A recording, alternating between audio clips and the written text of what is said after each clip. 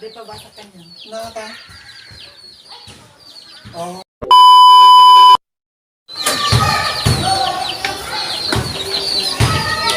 Dahil di ba mo magbasa?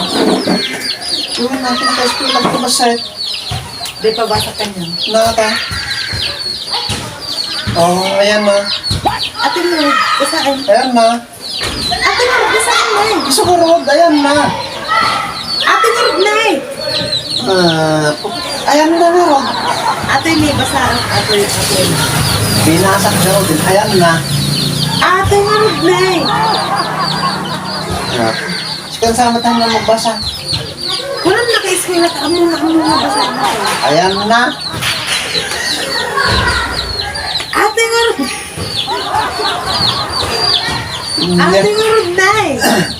Ay, po bakit? Ikaw man pa, diyan ka damagin na eh.